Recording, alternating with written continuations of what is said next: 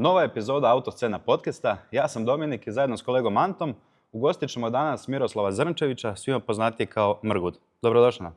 Dobro vas našao. Pozdrav, kako si nam? Odlično, kako ste vi? Evo, ide petak koji svaki put kasno, umoran. Dobre, bravo. Jesi se naradio? Mislim to, jesi umoran danas? Da li sam ja umoran? Da. Nikad. Nikad? Nikad. S obzirom na posao koji radim, ne smijem uopće razmišljati o tome da kažem da sam umoran. Dream job je dream job. Dobro, evo ako ti je to sad nam onda predstavi sebe i vozilo s kojim si došao. Koje si struke, kako si završio automoto svijetu, tako. Ne znam da li imamo toliko vremena.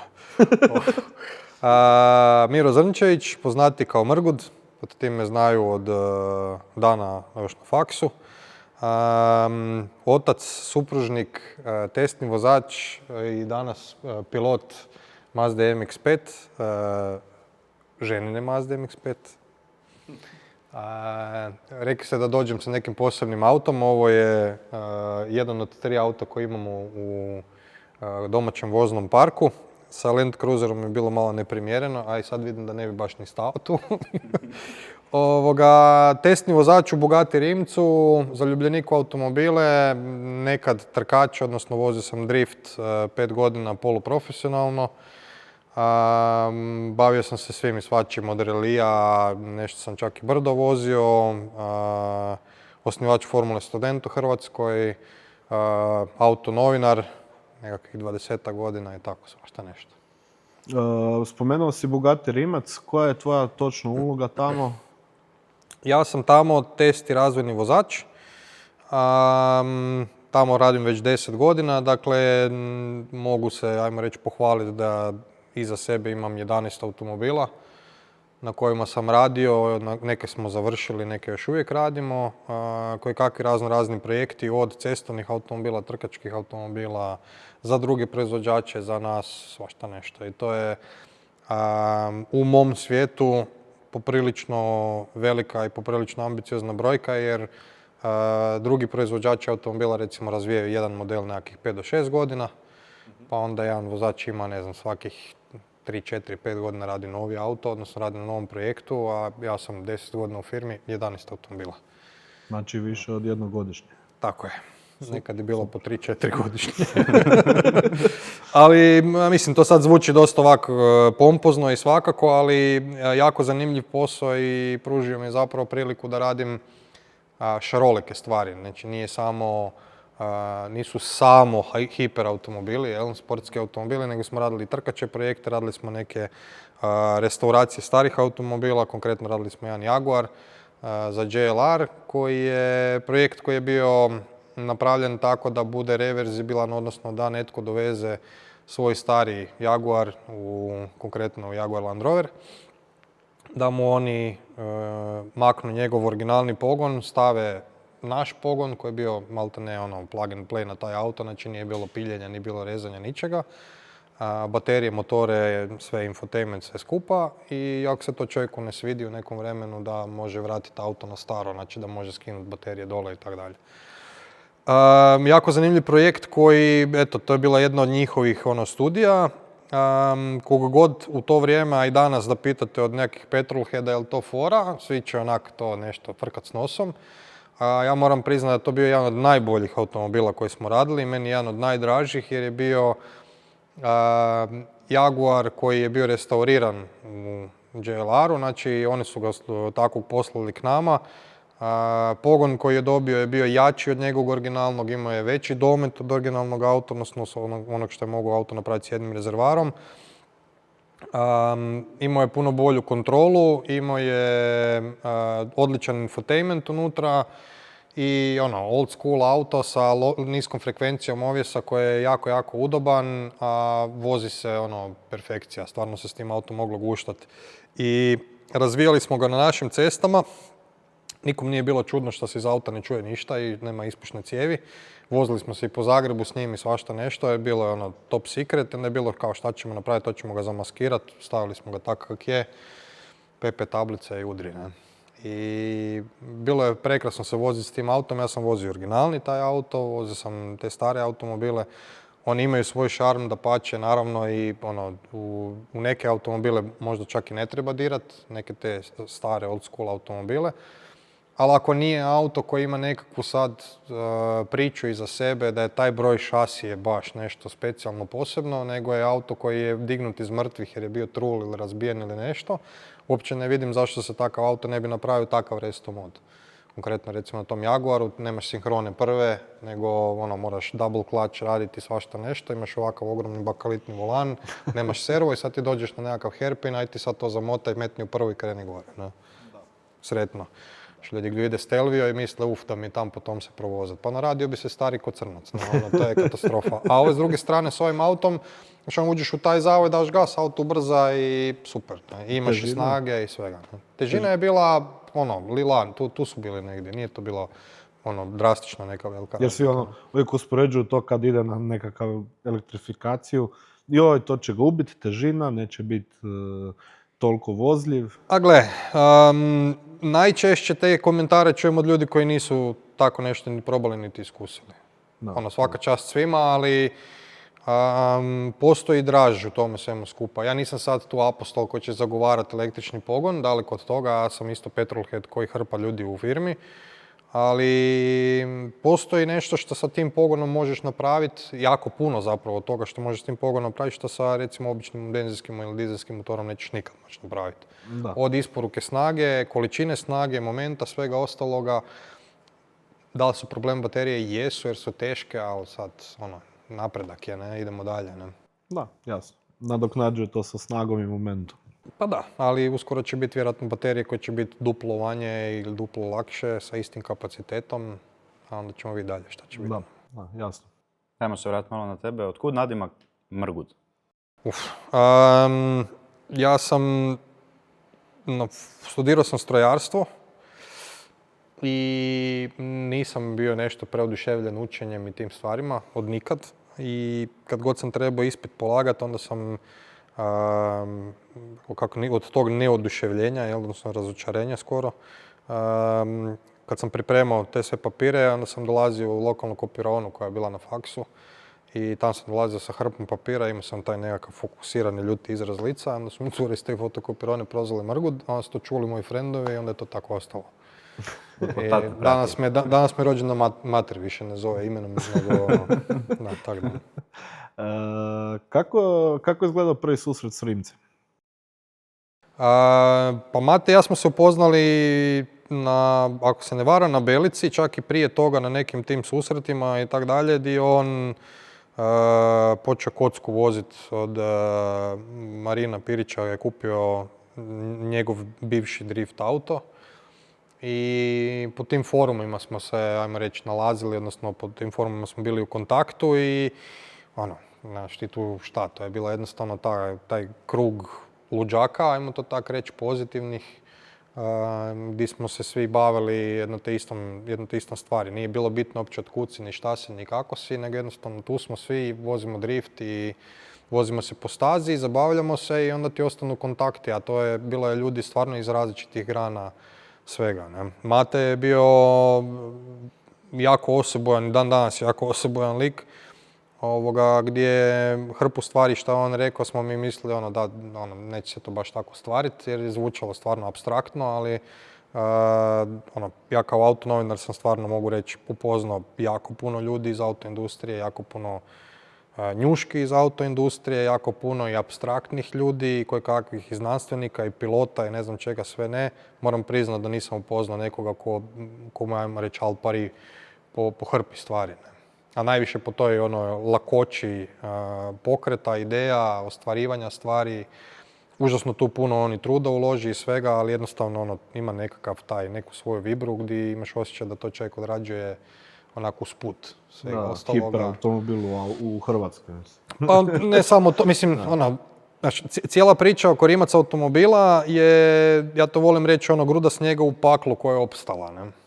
Jer s obzirom na prilike, s obzirom na povijest, s obzirom na hrpu toga što je bilo na ovim prostorima, sve je bilo protiv ikakvih mogućnosti da će se to ostvariti, da će se kamen zarolati. Kad radiš naporno i napraviš 97% posla, pa 3% sreća, ajmo reći, ti se okrene, onda to uspije 100%. Ne? A ljudi su često to vide, veoma se posrećilo. Pa ali tu je i hrpa truda iza toga i jako puno ljudi koji su se i razvili kroz Rimac automobile. Mi smo svi odrastali kroz Rimac automobile. Često znam reći da nismo dolazili u firmu raditi, nego dođeš tamo jer je tamo Arko, Petar, onaj. Učenje. Učenje, da. Da. Nekada si posjećivao evente, jel ti ima neki koji ti je ostao u sjećanju? Pa nisam da sam posjećivao, ja sam jedno vrijeme bio urednik tadašnjeg Power Tuninga, koji je bio jedan od jačih magazina na ovim prostorima, tuning magazina, pa smo onda išli po tim i style eventima i driftevima i svemu ostalome. Biću pristran, dozvolit ću si toliko da budem pristran. Napravili smo sa autoklubom Extreme Power Tuning Style Party na parkingu Zrinjevca kod Rotora na Remetincu. I to je bilo onako, ok, ajmo napraviti nekakav event. Pretrpali smo se jer je došlo, tipa ne znam, unutra stane 100 auta, a mi smo vani imali još 100 auta i morali smo ljude odbijati. To je bio fakat ludnica, event fakat je bio brutalan. Došli su nam ljudi iz okolice i tak dalje i to je fakat bilo fora. A bio sam i na hrpi dobrih evenata i po Istri i u Osijeku, naravno, bilo je toga stvarno puno. Ali moram priznati da ja nisam styler. Ne spadam u tu skupinu, ali imam frendove koji jesu i koji su u tome dosta jaki. Lovro, Semper, Puh, cijela ta ekipa, oni su u tome puno više bili nego ja. Ja sam tu, ajmo reći, bio nekakva kapa na to sve skupa, ali oni su potegnuli najteži dio posla. Jel ti nedostaju ti dan? Jako. Zato što je to bilo zabava kroz rad, kroz sve skupa. Ali danas je ozbiljnija situacija. Mislim, bilo bi krajnje neozbiljno da ja sad 40 kusur idem raditi style event na koji će doći prosjek godina 20. Neka ja sad tam imam njima pričat. A dobro, s bucom. S bucom, da. Pa dobro, i buca je već sad u poznim godinama. Daj mi reci, spomenuo si drift. Bio si natjecatelj na driftu. Znaš li možda gdje je sad tvoja driftalica i koja je to točno najpoznatija? Pa, nemam pojma gdje je Skyline, iskreno. Zadnji put sam ga vidio prije par godina, čuo sam se sa tadašnjim vlasnikom. Auto je zapravo nakon 5 godina našeg druženja završio ponovo nazad na cesti. Izvađen je kavez van iz tog auta i vraćen nazad na cestu, što mi je drago. I to je bila nekakva misao vodilja dok sam ga vozio. Ne? I to je ujedno bio jedna od glavnih kočnica zašto nisam ostvario recimo više uspjeha s tim autom, jer mi kad smo se pojavili 2010. na sceni s tim autom, auto je bio spreman i konkurentan, ja nisam, jer je volan na desnoj strani i pokušao sam se priviknuti na to. 2011. sam ja bio spreman, auto je bio ok, još uvijek konkurentan, na domaćoj sceni svakako i tu smo uzeli prvenstvo, ali u King of Europe su auto tišli gore 300 konja, tu su već počele babaroge sa anti-lag sustavima, sa ne znam s čim sve ne, raspiljeni auti, sa strašno velikim lock kitovima, od nekakvih delanaca u garaži rumunskih do auta koji su fakat bili top složeni. I jednostavno nismo mogli konkurirati tome, nisam imao gumarskog sponzora i pokušavali smo te neke stvari zarolat. Nismo uhvatili taj momentum, nekakav, puno stvari se nije poklopilo, ali s druge strane ne žalim za tim jer smo ostvarili zapravo jako puno. Mi smo u tih 5 godina digli imidž i sponzora koji su bili s nama, prvenstveno Lynx i ekipa koja nas je podržavala. Nekako smo potakli, koliko god to sad opet prepotentno zvuči, ali potakli smo razvoj te scene jer su ljudi i vidjeli te automobile i povezali se s tim i dobili nekakvu svoju motivaciju, krenuli sa nekim svojim stvarima. Jako puno dobrog se iz toga izrodilo i bilo je stvarno ok.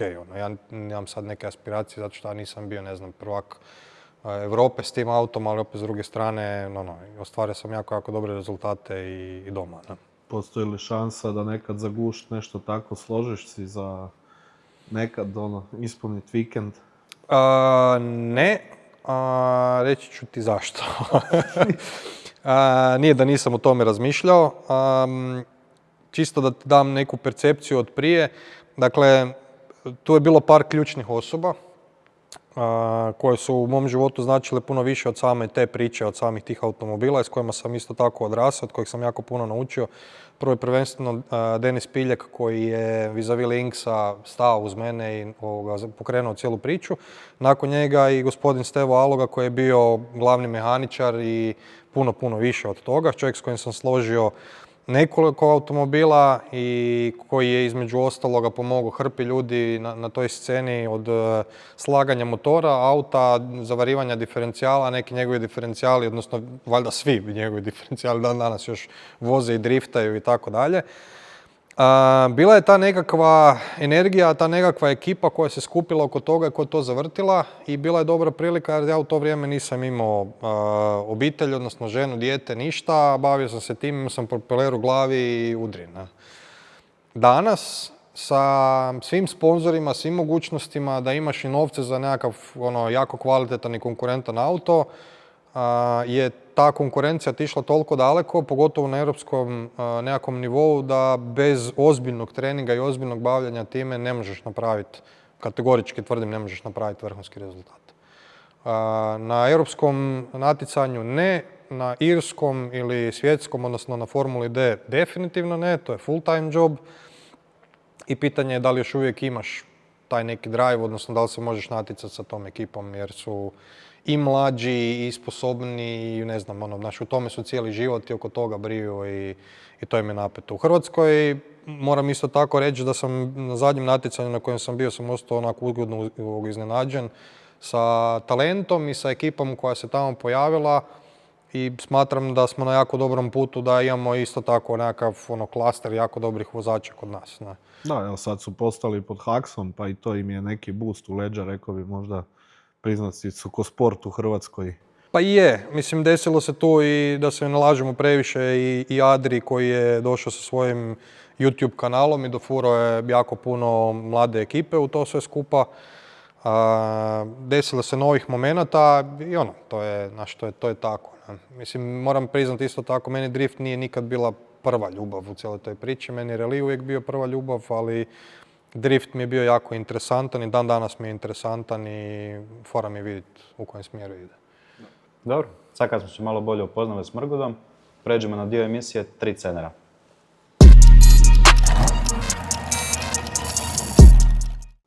Mrgo, dobrodošao u dio emisije 3 cenera. Imaš 30 sekundi za odgovoriti na pitanja, svaki točan odgovor ti donosi po 1 bod.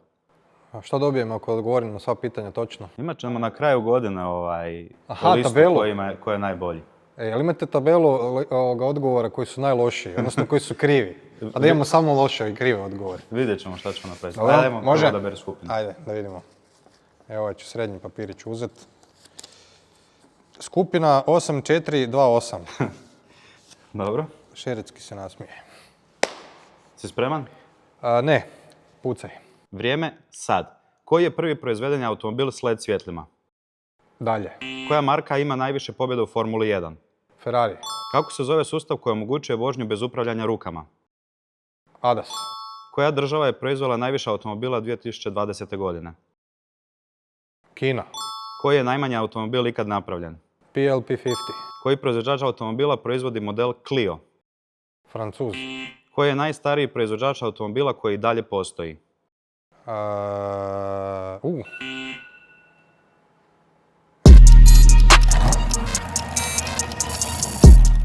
Jeste li znali da Mrgud pod A obožava Subaru Imprezu, pod B bio teta u vrtiću i pod C je instruktor vožnje za inženjere u Rimcu? Sad, oni vide odgovore na ekranu. Kako je nastala ljubav prema Subaru? 95. Colin McRae osvaja svjetsko prvenstvo, ja sjedim doma pred televizijom, blejim, frajer radi krugove, donate, to. I od onda sam počeo čovjeka i pratiti cijelu to release scenu malo više, ko klinac. Od zvuka, od pojave auta, od cijele te priče, od ProDrive-a. Imao sam priliku i 2003. ili 2004. biti u ProDrive-u na njihovim Open Days, a još troje kolega iz Formule Student, upoznali smo Davida Richardsa, pričali smo s njim, meni je to bilo ono, to je to. Znači, ako ikad budem završio za inženjera, tu bih htio raditi ili nešto slično tome. I imao sam dugo taj nekakav san Impreze GC8, odnosno te prve Impreze. Htio sam taj auto kupiti, rekao sam jednom u životu ću to negdje nekako uspjeti uglaviti. I ta se prilika pojavila da kupim Dream Car jako rano. I uletila je prilika, našao sam auto na oglasu, kupio sam auto, vozio sam se s njim dobrih nekakvih 5 godina i to je bila onak, to je bila ta jedna od tih situacija zašto sam rekao da se taj drift, odnosno moje nekako natjecanje u driftu vjerojatno neće ponoviti, jer je to bilo ono full on. Ne? Znači, red veličine u tadašnjim novcima sam imao plaću 1 nečega, a trošio sam 3,5 nečega za gorivo. Znači, dobiješ 1000 eura mjesečno i tih 1000 eura ovak metneš na minus i onda ovak čekaš sljedeću plaću jer eto. Da, zato što je bilo, ono, znači, siječanj, veljača i ono, djelomično čak i ožujak su bili ti, ajmo reći, udarni dani snijega, ne. I poklopilo se u jednom trenu da je Vlado Bače imao Mitsubishi Evo 9, ja sam imao Subarua, Brane Tomorad je imao Miceka 8 i vozikali smo se po snijegu svugdje i družila se cijelo vrijeme, bila jedna ta ista ekipa, ali to je doslovce ja to volim reći ko belo, ne, ko kokain, jer gle, danas pada snijeg.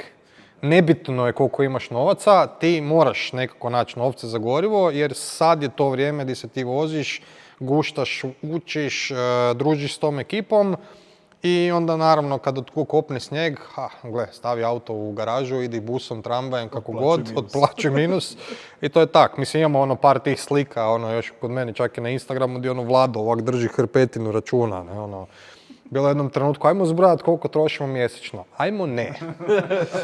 Da. Bolje. Da. Je li mit ili istina da mehaničari nisu kumovi samo alfistima, nego i vozačima Subara? Je, apsolutno. Mislim da ne toliko u tim obiteljskim, odnosno tim nekim odnosima, ali u svakom slučaju ako imaš Subaru, imaš frenda koji to zna popravljati. Ne? Mi smo se često znali zezat, jer eto moj prijatelj Ozren Semper, koji je veliki ljubitelj Coswortha i koji je uvjeren da Cosworthi traju, mi je pričao Markove konake i bajke i basne o tome, a onda smo se i našli na cesti. U jednom trenutku smo nas dvojica imali, to je idilična nekakva, ne znam, situacija koju ne znaš dok ne prođe to vrijeme. Ne? Ozren je imao Escorta Coswortha koji je radio i vozio, ja sam imao Imprezu koja je radila i vozila. Meni su leteći bili ok, njemu je blok bio u jednom komadu i otišli smo na Rally Kumrovec, ne, i to se sjećam ko danas, vozili smo se s ta 2 auta, to je bilo onak dosta nestvarno, ne. Čak u to vrijeme je to već bilo nestvarno, danas je to naravno totalna apstrakcija i cijene tih auta su otišle nebu pod oblake, ne.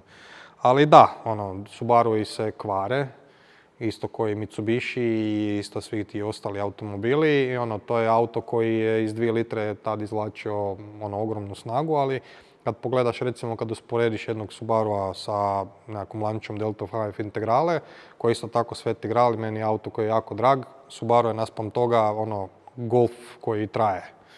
Ne, taj auto se kvario još više, ne, i trunuo je još jače i onak. To su takav auto imaš jer ga voliš.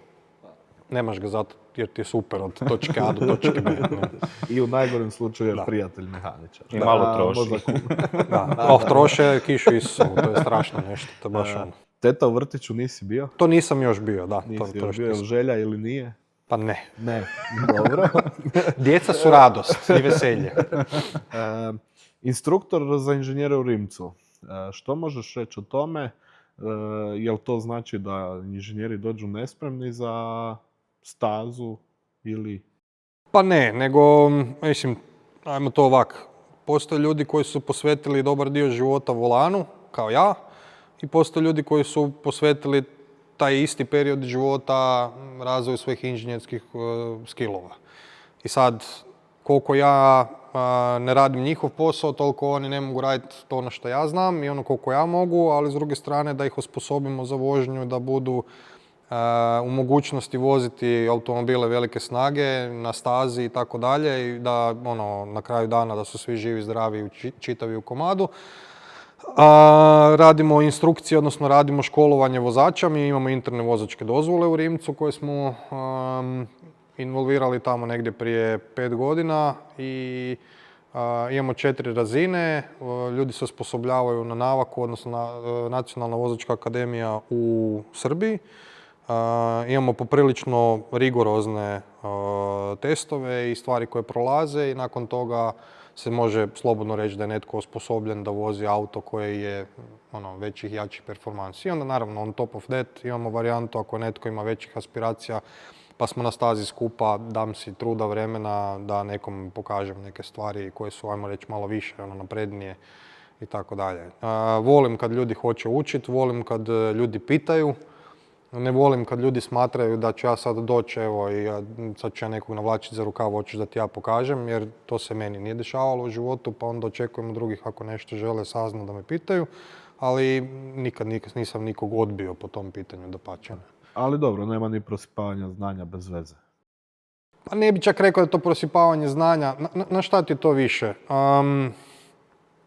Ja to gledam kroz jednu perspektivu. Kad sam ja bio klinac i došao kod Zlatka Kvočića i pitao ga neke stvari, ili kad sam pitao, ne znam, Juru Šebalja ili nekog od tih ekipe, bilo o vožnji, bilo o mehanici, bilo čemu, dolaziš s tim nekim respektom i nastojiš biti tih, šutiti u čošku i gledati razmišljati da li ja smijem postaviti pitanje sad ili ne. A kad netko dođe i očekuje da ćeš ti njemu, zato što je on je rođen je prije 18 godina i sad trebamo ga svi poštivati jer on gleda YouTube i zna cijeli život napamet. Sad bi njegu trebalo sve to skupa utuviti u glavu ili ne znam, očekuje da će se to sve skupa desiti po duhu svetom. Ne baš. Ne zato što ja sam sad užasno protektiv tog znanja, nego ajde ti postavi se u neke realne okvire. Ne? Koliko to podučavanje vožnje ima utjecaj na sam razvoj automobila? Pa ima jako puno utjecaja na razvoj automobila, zato što nas smo trenutno dvojica koji smo profesionalni vozači u Bugatti Rimcu, a imamo 30 ili 40 vozačkih dozvola B kategorije koje oni mogu voziti, ajmo reći, na stazi. I sad, dovoljno ti je da jedan napravi nekakvu glupost i može auto staviti van stroja, a tebi je stao cijeli razvoj auta. Lako za to koliko to košta ili da li će to, na koji način ćemo to popraviti, nego je stvar u tome da ti zaustavi razvoj automobila i moraš školovati ljude da si siguran da oni kad budu radili na terenu da mogu stvari napraviti sami i da to sve skupa. To je, mislim, ajmo sad primjer, neko je inženjer za ovjes i sad da on to kad napravi nešto da može ispitati na stazi, je li to ili je to ipak nešto drugo? Ne. Ne? Dakle, postoji nešto što mi zovemo commissioning ili ti ga upogonjavanje i to je neka rana faza gdje inženjeri rade taj prvi nekakav dio. Onda dolazi do dijela tuninga gdje rade s nama, gdje mi dajemo feedback i onda nakon toga dolazi do toga gdje sad kažemo ok, to je sad nekakva faza nečega. Tu smo sad nešto zaključili, prošli smo recimo prvi stage tuning ovjesa ili šta god već. To se mora izmjeriti. I sad nekad to radimo mi s njima, a nekad to radi oni sami. Znači on sam ode i odradi hrpu manevara na koje napravi evaluaciju auta. Čisto da ti dam nekakav dojam kako to izgleda. Jedan od manevara je takozvani ramp steer ili step steer. Znači to je manevar gdje radiš na različitim brzinama. Jedna od toga je recimo 150 km na sat. Na 150 km na sat ti okrećeš volan iz 0 u 30 stupnjeva okreta volana u, ne znam, 0,3 sekunde. Znači to je puf, ovo, ne. To sad zvuči ovak. Ljudi to ne mogu baš postaviti u percepciju. Imaš ti veliki brisani prostor, ali u tom trenutku ako auto krene na bok ili ako nešto se desi, moraš moći odreagirati. Ne.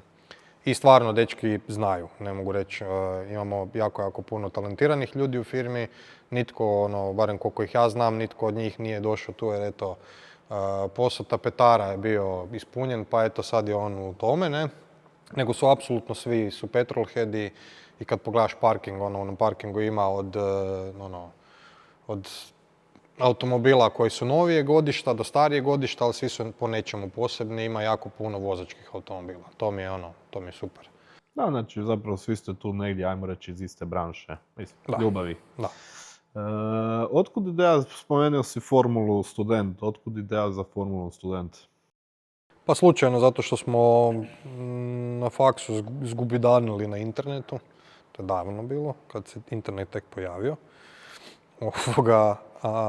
Gledali smo nešto po netu i jedan od kolega mi je skrenuo pozornost na Formulu Student jer on ima neke kolege koji su se s tim bavili i mene zainteresiralo šta je ovo, kako je, zašto je do toga došlo, gdje se to dešava, kad se to održava. I sljedeće pitanje je bilo zašto to ne postoji kod nas na faksu. I onda smo krenuli to raditi na faksu.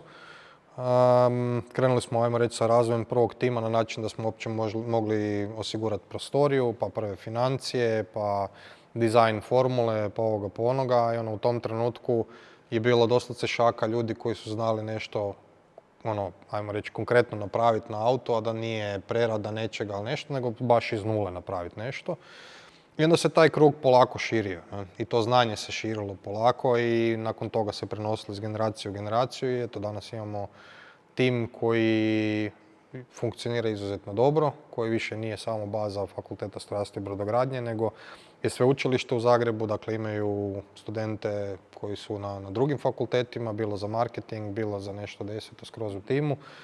I rade na razvoju. I rade na razvoju isto tako autonomnog bolida, rade na razvoju bolida na električni pogon, radi se karbonski monokok koji u moje doba da nam je netko rekao da ćemo raditi karbonski monokok, to je bilo svemirski program.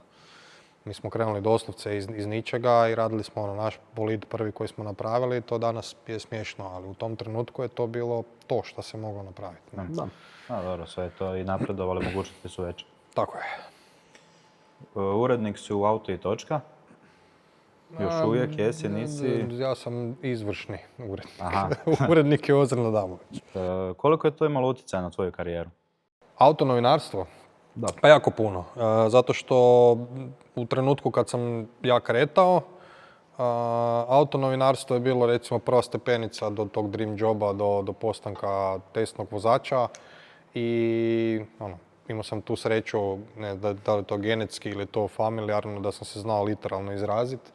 Znao sam neke stvari napisati što je imalo glavu i rep i onda smo krenuli polako od sportskog novinara do, to Englezi zovu staff writer, odnosno tester testnih automobila, koje kakve priče, od Automoto Trenda, Automoto magazina, pa Autopartner, pa Evo magazin, nešto sam radio i bio i za Automotor i Sport sitno, za Autoklub, znači prošao sam sve te nekakve print izdanja i televizijske emisije gdje sam i gostovao i radio kao gost urednik ili čak i radio kao na tim nekim prilozima. Uglavnom, sve je to imalo nekakav svoj trag i nekakvu svoju školu jer moraš moći normalnom čovjeku objasniti zašto je jedan auto dobar, zašto je drugi auto loš, šta se cijeni, šta se ne cijeni, zašto bi nekakav kupac cijenio jedan auto, drugi ne bi i tako dalje. I onda to kao razvojni vozač te iste recimo glasove iz auta, odnosno signale koje pokupiš, moraš dati inženjeru. Ali inženjeru to daješ kroz roll, pitch, yaw, heave i nekakve pojmove koji su njima bliski. Moraš naučiti inženjerskim jezikom se izražavati, moraš naučiti osnove vehicle dynamicsa i tih nekih stvari. I opet na kraju, naravno, najbitnije od svega je moraš naučiti poštivati tuđi posao. Najgora stvar koju možeš napraviti kao testni vozač je izaći van iz auta i reći nama treba, ne znam, više kembera ili treba nam jači demping ili ovo ili ono. Ili ovo ništa ne valja. Pa možeš reći ovo ništa ne valja, ali budi spreman onda to jako dobro i detaljno argumentirati. Da. Ali s druge strane, oni znaju šta trebaju napraviti u kojem trenutku, ali trebaju tvoj nekakav poriv. Naravno, Znači nismo mi sad vanzemaljci koji dolazimo sa tim signalima, svi to skuže kad voze auto, ali netko skuži to više, netko manje, netko detaljnije i tako dalje. I sad je tu, to je ta čar posla, ajmo to tako reći. Ne. Na kraju krajeva rezultat je suradnja svih, cijele te skupine ljudi. Ne. U karijeri si surađivao sa Šebaljem. Kako je to bilo iskustvo? Pa, Jure i ja se znamo dosta dugo. Od kad sam ja počeo kao autonovinar i ja moram priznat, recimo, ja sam Juru na faksu, dok sam bio na faksu kad je Jura još radio televizijske emisije, to mi je bilo frajer isto radio je dream job, ne? I vozio reli i bavio se autonovinarstvom i svim tim skupa i onda sam u jednom trenutku bio u situaciji da s njim surađujem, što mi je bilo top topova, jer drugčije je gledao na to sve skupa, imaju drugčiji pristup, imate nekakav vozački pristup prije svega. I sa Jurom sam imao prilike i naučiti jako puno stvari u tim nekakvim ranim početcima. I imamo nekakav sličan stil i humora i suradnje i svega. Krenuli smo, te stvari koje smo radili bili za automarket su meni bile jako fora, jako guba jer je i takva vibra na snimanju i sve skupa, ali jednostavno je, opet se vraćamo na to nekakva su druga vremena. Ne?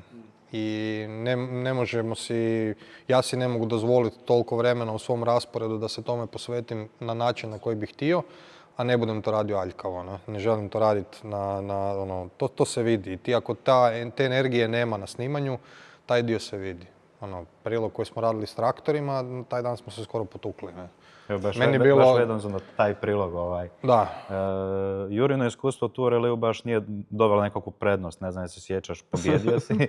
Je li tu presudilo znanje ili to ti je stvar, znači Juru pobjedit, to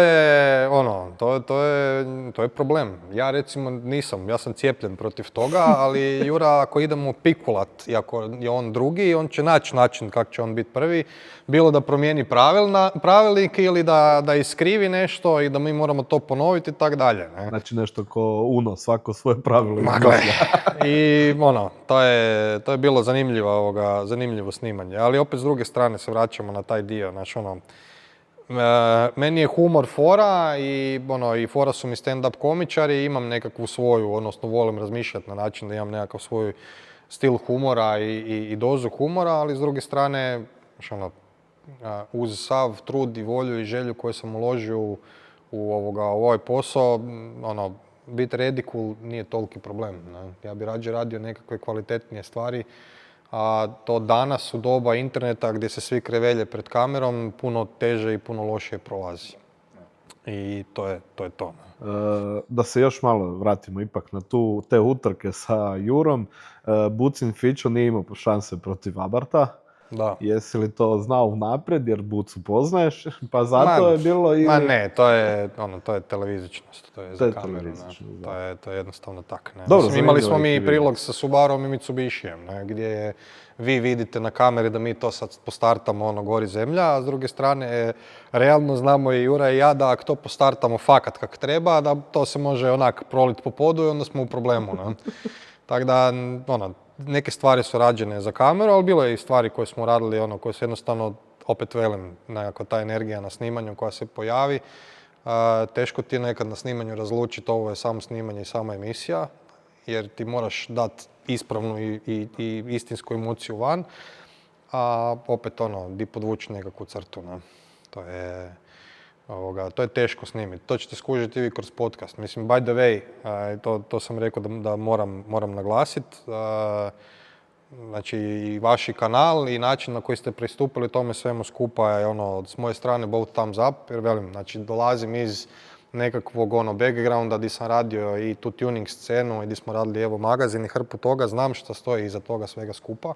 Znam da nije jednostavno, znam da nije jeftino i isto tako pozivam ovim prilikom sve sponzore koji se mogu pridružiti da se pridruže, jer indirektno ili direktno utječete na razvoj cijele scene. Da. Koja nije nužno tuning, pucanje iz auspuha, muzika, spoileri, vrata na, ono, na, To na, nam, na to nam je pante. u principu i je cilj, Da. promocija svjesnog i savjesnog ponašanja u prometu, na eventima, na cesti, Da. na parkingu, svugdje. Da. Znači, to nesvjesno ponašanje i nesavjesno osuđujemo u potpunosti. Da. I samim time ne želimo biti styling podcast jer želimo pokriti cijelu autoscenu, jer autoscena nije samo styling, nego je i drift, i 402, Da. i evo, neki gosti poput tebe, tako da... Ja ti mogu konkretno reći, prošle godine sam bio u Connecticutu, u Americi, na Cars and Coffee-u. Cars and Coffee je, ajmo reći, nekako najveće okupljanje automobila u Americi koje se dešava po svim zemljama i svugdje. Licencirana je od strane vlasnika licence. Uglavnom, ti kad kažeš u Americi Cars and Coffee, svi kuže šta je. Event u Connecticutu, bez pretjerivanja, tamo je bilo 2500 automobila i dosad se kreće tak da se oni nalaze ujutro zorom ranom, ne, se okupljaju tamo i to kreće auto već, ne znam, u tipu 6 ujutro krenu dolaziti i dosad se tak. Ljudi izlože aute, pije se kava, imaju tamo par ljudi koji to izorganiziraju i ono ispremještaju, ok, hypercarsi su ovdje, ovi su ovdje, ovi su ovdje, imaš jedan veliki parking, general, ono parking svega. I tamo bude fakat svega i svačega, ali jedna bitna stvar je, ono, naravno da ima, nitko nije lišen toga da ima haubara koji tam tuniraju do besvijesti, driftaju, izlaze van sa eventa, ono, po boku, ali imaš i policije, naravno, ne, koji odmah to, ono, klepaju, ne. I ta kultura je meni, recimo, jako fora, jer uz privatnike koji dolaze sa svojim automobilima, dolaze i izlagači koje kakve, ne. Konkretno je, ono, Miller Motorcars je bio tamo sa svojim, između ostalog smo imali Neveru, imali su par Paganija, imali su Bugatija, ono, bilo je baš ono, neke te automobile su dofurali koje ne vidiš, da, ne vidiš ih na nekakvom normalnom okupljanju, a tamo je stvarno ono, event gdje dolaze klinci, dolazi svi i nema ograde oko auta, a ljudi se šeću normalno tamo, pogledaju to sve skupa. Između ostalog imaš, ne znam, ono, Plymouth, Pontiac, imaš automobile koje sam vidio samo na filmu.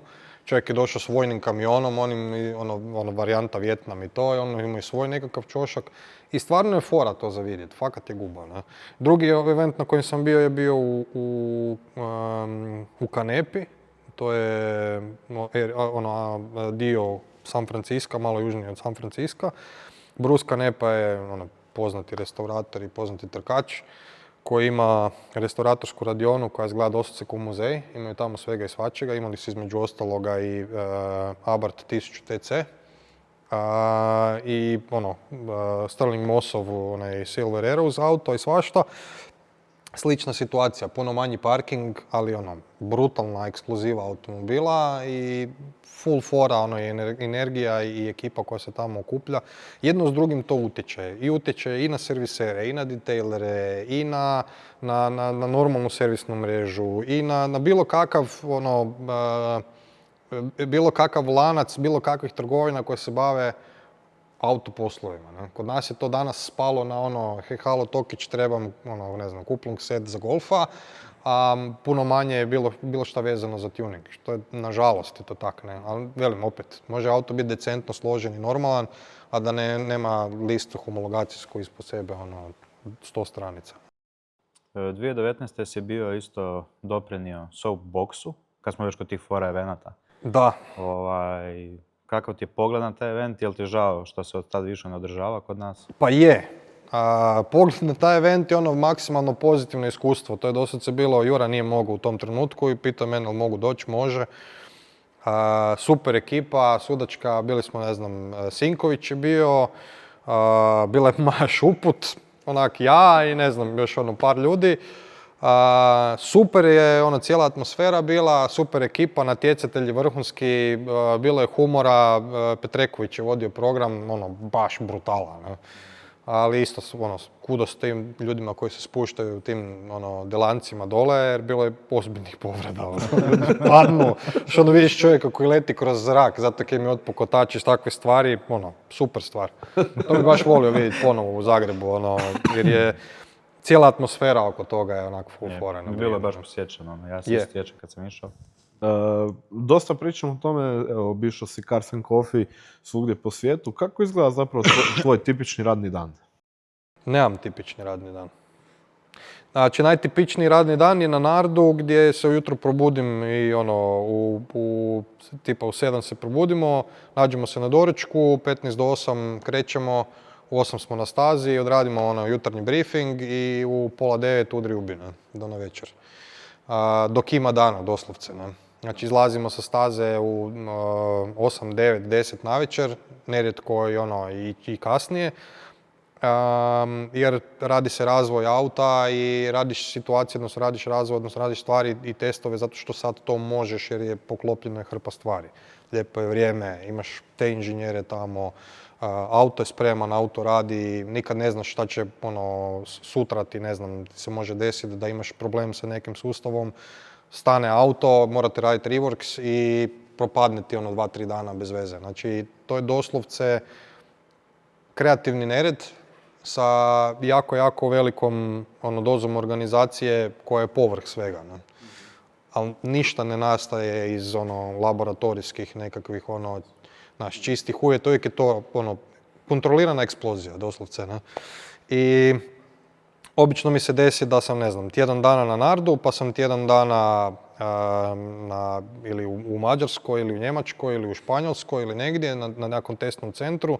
A rijetko sam u Zagrebu i kad sam u Zagrebu onda pokušam pohvatati stvari koje nisam riješio za vrijeme rada dole. Tako da svaki dan je poseban po sebi jer nikad ne znaš točno, imaš nekakvu waypoint kako će to izgledati. Kad se stvari stvarno desi po tom planu, to je wow. Da. Na putovanjima sam vidio dosta često storije na Instagramu o rentakarima, kako je iskustvo s time? Znaš šta, mi smo se zezali da ćemo otvoriti web stranicu sa tim stvarima. Rentakari su jedno predivno iskustvo. Kad dobiješ dobar rentakar, a uglavnom ne dobiješ. I ima svega, stvarno ima svega. Od toga da dobiješ auto koji je razbijen, od toga da dobiješ auto koji nije opran ili svašta nešto. Ne? Meni se desilo tipa, ne znam, imam grupu ljudi na Whatsappu, testnih vozača i vozača koji rade za kojekakve gumarske firme. I onda kako dođeš, recimo dođemo na Nardo, sjednem u auto, idem se spojiti na mobitel i vidim njihove telefone. Ne? I onda krene zezancija tko je isprobavao kakve tlakove na gumama jer je auto je ta totalna katastrofa. Ne znam, BV serija 1, daj upucaj me, ne znam. Najrađe mi dajem Fiat 500 da se vozim s tim jer ima auta koji su stvarno žešća katastrofa, novih automobila gdje se jednak zapitaš, ok, znači, to je radila skupina inženjera, imali su nekakvog valjda testnog vozača ili netko od njih je valjda donekle školovan, ne? Kako je ovo moglo proći van. I onda imamo te neke interne zezancije. No? Znači možda neki blog nastane, portal. Joj, nadam se da ne. Mislim da ćemo dospjeti na crnu listu svih rentakar kuća ikad. To se sve i svašta se izdešavalo. Ostaje ipak među ovih 11 i nešto tisuća ljudi na Instagramu skromno i to je to. Imamo natjecanje koje je više skočio sa nekim autima, nećemo ih sad imenovati. Ima jedan mostić gdje se može skočiti. Pa mislim, ima toga svega. Ne? Ljudi su se, mislim, da se ne lažemo previše i razviješ skupo nekakvu vozačke karakteristike, odnosno vozačke osobine i skupiš nekako iskustvo kad kreneš eksperimentirati sa stvarima. Ne? Za mene su to bili automobili, bilo novinarski testni automobili, bilo rentakar, bilo šta i onda naravno gledaš da uvijek to sve skupa prođe glatko i da ti se ništa ne desi, odnosno da se ne desi nekakva katastrofa, da ne oštetiš auto i tako dalje i nastojiš to držati za nekakvu stazu. Ali ruku na srce najviše skupiš iskustva kad eksperimentiraš i guraš stvari van nekih granica. Ne? A puno ljudi to nema mogućnosti, puno ljudi nažalost završe sa kojekakvim razbijanjem na cesti i tako dalje. Postoji mjesto i vrijeme za takve stvari. Ne? To je recimo stvar koju bi ja stvarno volio nekako pretočiti u mlađe ljude jer svaki dan čitam o nekakvim prometnim nesrećama, svaki dan čitam o nekakvim razbijanjima Mahom su to nekakvi sportski automobili koji voze nekakvi balavci. Ja nemam protiv da to vozi mlada ekipa, ali dajte se školite. Ne? Dajte napravite nekakav korak prema skupljanju znanja. Ne? Ostavit ćemo Mrgu do broj dole za savjete. Ostavite broj, odnosno kontakt navaka, odnosno na Vozačka akademija u Subotištu u Srbiji, koji je u Srbiji, sve skupa ima i tih stvari u Hrvatskoj naravno, ali ne na taj način, oni stvarno tamo to rade vrhunski. Mladen Alirović koji je i autonovinar i vlasnik brojnih licenciji, to radi stvarno dobro i tamo se može jako puno toga naučiti. Tko naravno želi naučiti nešto što je više od leženja za volanom i kako pojačati muziku i nemam pojma. Da. Kad smo tih eksperimentiranja automobila, kako izgleda testiranje vozila prije nego što ga javnost uopće vidi? Malo detaljnije ako možeš. Ako smiješ reći išta. A gle, mogu ti opisati u principu sve. Razvoj auta kreće od eksperimentalne faze, od nekakvog prototipa i ide dalje do predserijskog automobila. Kreće od commissioninga, odnosno od puštanja stvari u pogon, gdje prvi put pokreneš motore, prvi put upališ motor, prvi put upališ nekakve sustave na autu. Baby steps, dok ne dođeš do razvoja prvog traction kontrola i ESC sustava, gdje je auto dovoljno siguran da ga sad možeš reći, ok, inženjerima ga možeš dati u ruke i probao si i vidio si neke stvari. Siguran si da se neće desiti ništa nenadano. Tipa, može ti se desiti da ti nije usklađen, odnosno da su ti elektromotori kad nemaju traction control su dosta nepredvidivi. Imaju jako puno torka i ti ubrzavaš, imaš još da imaš sav grip na svijetu, no letiš na nekakvu mokru fleku, taj kotač se zavrti nebo pod oblake. Znači moraš staviti traction control, moraš staviti ESC sustav, onda se s tim inženjeri mogu početi igrati i baviti. Onda nakon toga radiš umjeravanje, odnosno poštelavanje dinamike vozila, razvoj gume kreće, razvoj amortizera, podešavanje aerodinamike, svih tih nekih stvari, onda u predseriji radiš na nekakvim finesama. Tu već imaš i auto koji ima više zvučne izolacije, gdje više ne moraju biti H-pojasevi, odnosno nisu trkači sjedala unutra, nema hrpetan elektronike unutra i tako dalje. I naravno do serijskog automobila gdje onda radiš doslovce nekakve sitne dorade, gdje sitnicama se nekim baviš. Uz to sve skupa prolazi auto durability testiranja, znači kad je, ajmo reći, gotov, prolazi durability testiranja gdje se radi, nabijaju se kilometri na tom autu, radi se misuse, znači gdje se vozi namjerno po nekakvim razmrdanim cestama da dobiješ dojam što će otići, na koji način će otići, ako još uvijek nešto možeš promijeniti na auto, napraviti bolje, da to bude, da bude izdržljivije. I naravno na kraju onda auto ide na tržište, odnosno isporuke kupcima kreću. Međutim, tu ne staje cijela ta priča jer ti si prošao, skupio si jednu količinu iskustva i svega ostaloga, ali auto ide u različite dijelove svijeta. I sad sa tim kupcima si onda u kontaktu kroz after sales, kroz sve skupa i ako se pojavi nekakav problem, to se rješava, ali ne rješava se jednosmjerno. Sad čovjek koji, ne znam, krepo mu je nekakav tipka ili nešto mu ode i sad ti to tamo odeš, popraviš i to je to. Nego, ok, to je taj problem bio, ajmo vidjeti da li je to na svim ostalim automobilima riješeno, šta bi se moglo napraviti da se to doradi. Imaš stvari koje možeš promijeniti kasnije, imaš stvari koje ne možeš promijeniti kasnije, imaš stvari koje su ovisne o homologaciji, njih ne možeš promijeniti. Znači, ako si otkrio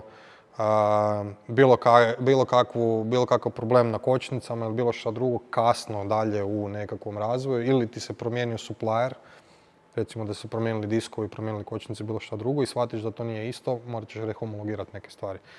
Jako je skup, dugotrajan i bolan postupak i tu smo mi dosta rano osjetili bič autoindustrije na svojoj kičmi jer smo Neveru išli razviti za globalno tržište. Neki proizvođači hiperautomobila to ne rade, nego rade nekakve posebne izuzeće homologacije i svašta nešto, pa onda nekako to zaobilaze kroz koje kakve kanale. To nije baš zdravo jer u trenutku kad se i ako se desi bilo kakav problem, onda je to skup problem. Ne? Kad to napraviš kako treba, onda se barem djelomično osigurao da iza toga stojiš i da je to tako kako treba biti. Ne? Možeš li ti u nekom trenutku tog testiranja reći ekipa ovo nije sigurno, trebamo stati i ponovo to proučiti, jer dođe do onoga sad staje sve, ajmo se sjest. Pa ne samo da mogu, nego moram. Ne? Ako takve stvari primijetim, moja je odgovornost da flegam takve stvari. Ne? Naravno, to puno više filmski zvuči nego što stvarno je. Da, to sam tako htio pitati, je li to ono filmski, red button, sve staje? Ne baš tak, znači mi imamo, inženjeri su zaslužni, odnosno odgovorni za svoje dijelove automobila, odnosno atribute koji pripadaju njima i onda to ide dalje. Sad, mi možemo primijetiti da, možemo primijetiti nekakvu grešku u sustavima ili da neki sustavi ne rade zajednički ili s druge strane da je nešto, jako rijetko se desi da je nešto kritično, to ću reći. Znači imaš nešto što se zove SAE sustav ocjenjivanja od 1 do 10. E sad, od 1 do 3 je recimo potpuno neprihvatljivo, 4 je funkcionalno, ali treba doradu, 5 ulazi u fazu prihvatljivog, ali recimo na 5 je nešto što je primjenjivo, odnosno primjetljiva je nekakva greška bilo kome od vozača i onda ideš dalje 6, 7, 8, 9, 10. E sad, imaš targete za auto gdje si postavio da je minimalna ocjena za neki sustav 7 i s tim se možeš pomiriti. To je nešto što ja ću primijetiti na auto, ali vrlo vjerojatno 90% klijenata neće i nema smisla da mi sad tu cijepe dlačimo oko toga jer to je skupo, ajmo reći, raditi i nema nekakvog prevelikog smisla ulagati prevelike novce u to jer ti u jednom trenutku dođeš, to je krivoljad i dođeš na platon. I sad je par posto nekakve dorade, košta i traje i svašta nešto, nema smisla. A imaš s druge strane stvari koje recimo ako ne funkcioniraju dovoljno dobro, digneš zastavicu i kažeš ok, dečki, ovo je, 6, a trebalo bi biti 8, ajmo na tome poraditi. To se dešava. To se recimo dešava i sa gumama i svašta. Jel možeš podijeliti neko svoje najneugodnije iskustvo dok si testirao? Najneugodnije? Pa mogu. Imao sam, na Mičevcu sam imao izlet u kukuruzište gdje sam prošao kroz ogradu. Prošao sam kroz ogradu radili smo jedan trkački automobil na kojem je bio ventil na kočnicama. Za stražnje kočnice nisu imali normalnu ručnu kočnicu, nego su imali ventil da kad parkiraju auto krenu taj ventil, sa stisnutom nožnom kočnicom kreneš ventil, ostane zablokirane zadnjih čeljusti. Ja za taj ventil nisam znao, nisam se dovoljno dobro pripremio, to prvo i prvenstveno stavljam na sebe jer se nisam dovoljno upoznao s autom jer sam računao da imam ekipu koja će to sve skupa prezentirati. Nisu bili naši ljudi, nego su bili ljudi iz te firme i sjeo sam u auto. Ujutro sam odradio jedan stint koji je bio sasvim ok, drugi stint koji smo radili smo popodne, napravio sam sve isto. Zaletio sam se po startno ciljnoj ravnini, kad sam stisnuo kočnicu, stisnuo sam je 20-30 metara prije nego inače. Ja sam rekao ok, idem, zagrio jesam gume i kočnice i sve skupa, ali prvi krug. Nema smisla stiskat, ne radimo na štopericu, radimo high intensity, ali nije potrebno. Blokirao sam prednje kotače, probao sam popustiti, ponovo stisnut, skužio sam da neću uspjeti dovoljno brzine odrezat. Gađao sam između 2 stupa, da ne pogodim stup, da ne totaliziram auto, jer onda gledaš da smanjiš štetu, jer staje razvoj, ne. I ispalio sam van. Najgora stvar koja se tu desila, odnosno stvar koja mi je bila, zašto kažem da mi je to najgore izljetanje, jer zato što nisam znao šta se desilo. U većini slučajeva kad se takva nekakva situacija dešava, ili imaš u glavi taj scenarij šta će se desiti, pa je to jedan od scenarija, ili si svjestan šta se desilo pa možeš tu nešto i napraviti. Tipa, ti se voziš i radiš, 15. krug. I sad već očekuješ, ok, guma je već pri kraju, moramo to dovršiti, pa sad ako ti ta guma popusti, znaš da će popustiti, da se pregrijala ili već šta god, ili ako driftaš, znaš da se može desiti da se guma raspadne, ako se raspadne, čekaš taj zvuk, kad se taj zvuk pojavi, pustiš gas, jer ako nastaviš dalje, ta guma će se rascufati, razvalit će pola auta. Uvijek naravno gledaš da to napraviš prije, da staneš ranije, da ta guma ne dođe uopće u tu fazu, ali ako to radiš sa tim svjesnom stvari u glavi, jer se nama znalo dešava da nam se nova guma raspadne. U ovoj situaciji nisam očekivao da će se to desiti. I onak, radim sve isto. Stao sam na kočnicu, kočio sam ranije, nije bila brzina veća, šta se desilo, kako je uopće došlo do toga, ne? I to je recimo, to je bila jedna od onak neugodnijih situacija, a ovo je sve ostalo što se dešava na testiranju, na sreću, izbjegavamo hrpu tih situacija pripremom koja je izuzetno detaljna i tu su stvarno dečki rigorozni, svi do jednog. Ne? Da, time opravdavaju svoje postojanje tamo. Tako je. Da. Koristiš li kompjuterske simulatore u poslu i koliko je precizno to u tom zapravo stvarnom životu? Koristim ih puno i ja sam, koliko god to čudno zvuči, sam ovako, ne farbam se, još uvijek. Ja sam u tom svom poslu jedan od mlađih koji to radi. Koristim ih jako puno, imam doma svoj simulator, entuzijast sam za te nekakve virtualne utrkivanja i virtualne utrke i simulacije, ali ga koristimo i profesionalno. I ti simulatori koje koristimo profesionalno su kud i kamo zahtjevniji i skuplji, naravno. Ne koriste engine, odnosno ne koriste simulaciju koja je komercijalno dostupna, koriste neke baze, recimo tipa, ne znam da li znate, Assetto Corsa se koristi dosta kao grafika, njihov grafički support, ali s druge strane taj model automobila i gume i svega ostaloga puno kompleksniji. I onda imate simulatore koji su kompaktni, znači nepomični, koji su poprilično slični ovim kućnim simulatorima. Nakon toga se ide na full motion sim rig gdje je maltene kabina od automobila koja je na heksapodu i dodatno na jednoj platformi koja se pomiče. I taj simulator može generirati G sile, ne sad 1G, 2G, 5G i tak dalje, nego je stvar da ti daje hintove u tome. Tipa, ne znam, dolaziš na kočenje, ti sad normalnom auto imaš kočenje od 1,5G, a ti na simulatoru recimo možeš simulirati 0,15G koji dovoljno dugo traju, jer on treba cijelo vrijeme micati platformu. Koristili smo simulator jako puno za razvoj turbiona, ali koristili smo ga i na Neveri, pogotovo za Nürburgring Record, gdje smo na njemu jako puno i trenirali i radili i moram priznati da je preciznost tih simulacija izuzetno visoka. Govorimo onako o području od 90%. Znači, od temperaturnih stresova na auto, od karakteristika gume čak, preko modela ovjesa, promjena na ovjesu tipa, ne znam, da li to uopće znate, da li vam je to poznato. Seleni na autu, ljudi smatraju da je selen i to je nekakva rubber bushing, ne? Ali postoji cijela znanost iza toga gdje selen u autoindustriji kad se razvija novi auto se radi na način da prilikom njegove deformacije, znači kad ovjes dođe u naprezanje, se gleda, odnosno postavlja se taj selen i konstruira se tako da on radi određenu promjenu na geometriji. Kad ti opteretiš taj kotač, da li će taj kotač sa pojavom lateralne sile imati otvoreni špur, zatvoreni špur, zato što ti se pomiče dijelovi ovjesa. Znači imaš nekakvu, to se kaže compliance, znači pomiče ti se ovjes u selenima, u progibu, u bilo čemu drugome. I mi smo na simulatoru doslovce isprobavali različite tvrdoće selena i to se podudara sa testiranjima koje smo radili mjesec dana kasnije, onako začuđujuće. Ne?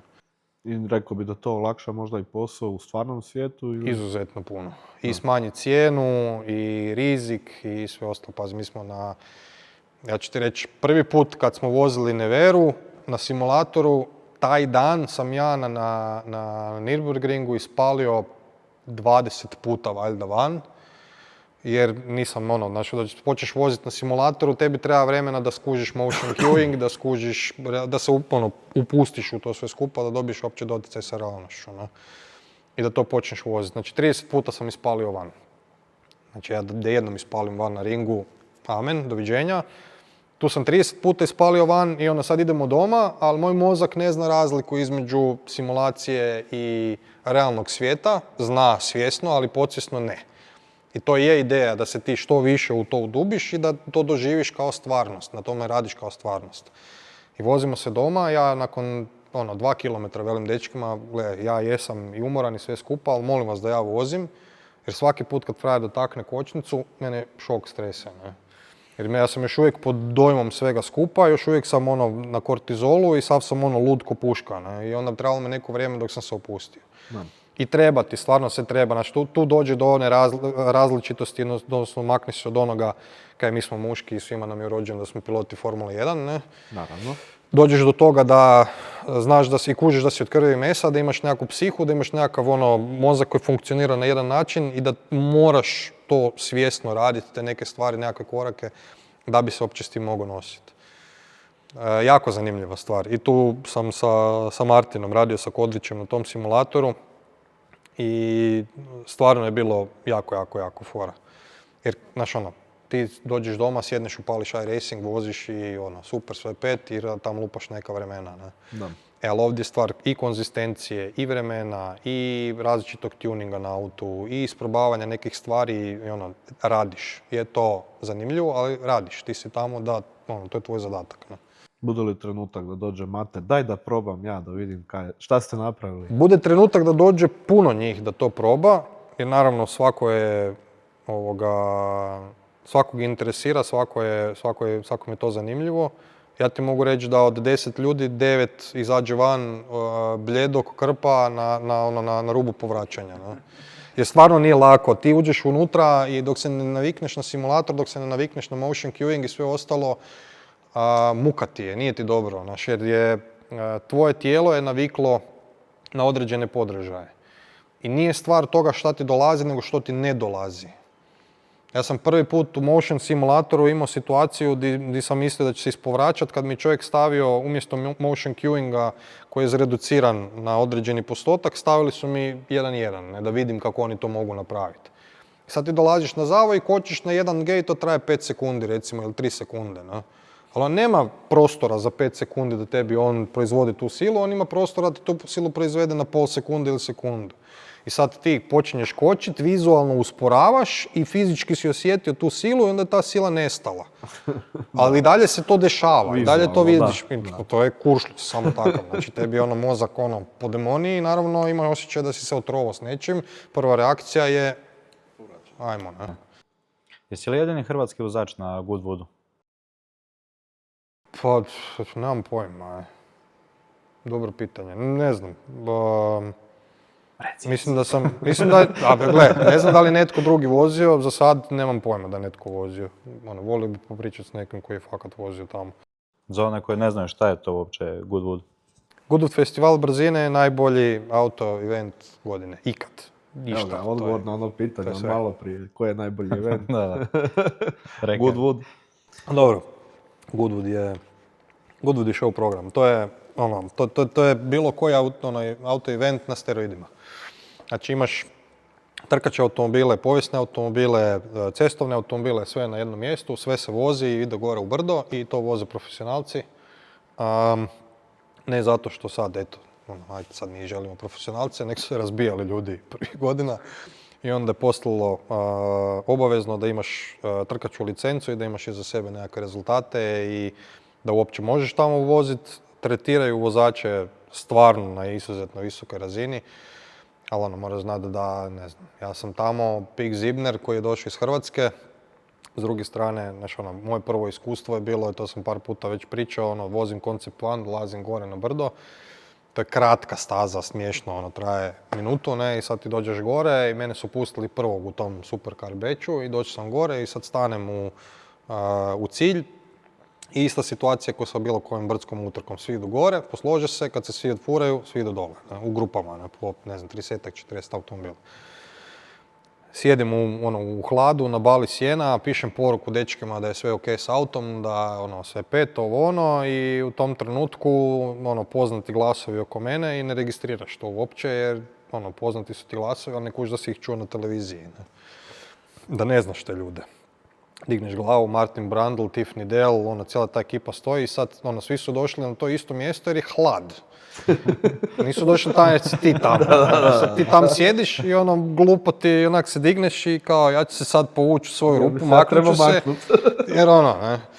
I imao sam 2017. je bio moj prvi Goodwood i imam slike koje su mi full drage jer sam na tom Goodwoodu vidio, odnosno družio sam se sa Raffaele De Simonom iz Ferrarija, njihov glavni test vozač, jako dobar prijatelj, bio je Wong Gittin Jr., bio je Mad Mike, bio je James Dean, prvak u driftu, višestruki, jedan od najjačih vozača danas.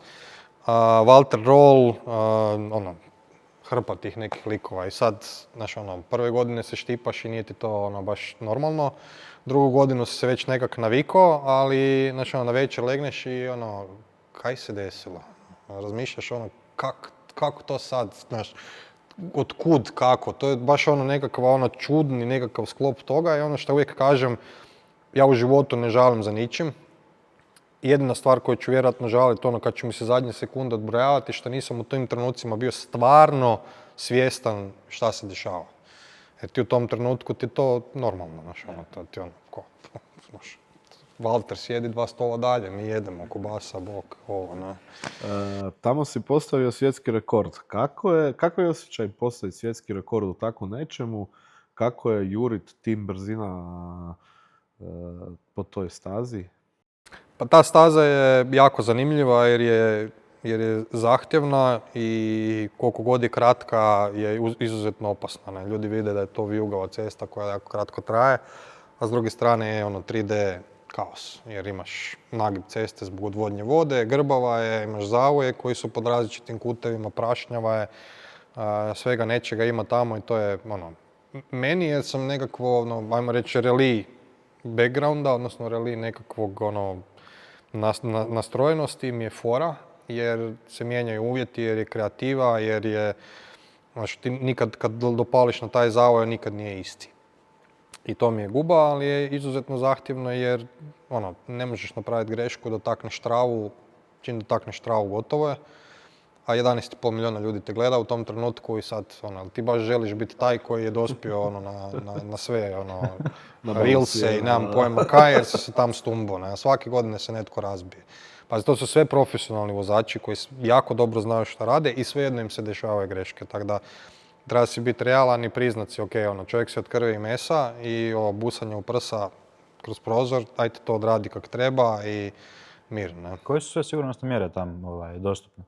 Pa oni osiguraju, imaju svoje suce na stazi, bale sjena su postavljene okolo, ali opet velim, njima je najveći sigurnosni aspekt to što voze profesionalci. Ali evo ti, prije par godina se desilo, stajali smo u predstartu, to je situacija koju vjerojatno mi se neće nikad ponoviti, stajali smo u predstartu, ja sam imao klijenta sa sobom, dosta bitnog klijenta sa sobom u autu, a oni su jako rigorozni, imaju ti nekakve narukvice kojima sad na bar kod svašta nešto i čovjek je to zaboravio ili staviti na ruku ili mu ostalo u drugoj jakni ili nemam pojma šta i sad mi stojimo u predstartu i 2 auta ispred mene starta čovjek sa Mercedesom, onaj Black Series, dopali na prvi zavoj, zablokira, jednostavno ispali van, zabije se tamo one bale sjena, čovjek je vozio DTM, nije opasno, nije došao iz vrtića, ne. Sad mi trebamo to voziti, oni to tam čiste. I ja rekao, ok, zadnji je ran u nedjelju, profurat ću se s čovjekom, popričat ćemo, lik je stvarno i ok bio i imali smo nekakvu baš dobru spiku u autu, dolazi taj jedan od tih sudaca i čovjek nema, ne znam, vrpcu ili ima kratke rukave ili nešto i moraju ga izbaciti van. I sad traje taj kaos, čisti se cesta i ja pokušavam sve što mogu napraviti da čovjek ostane u autu i da ga profuramo na brdu.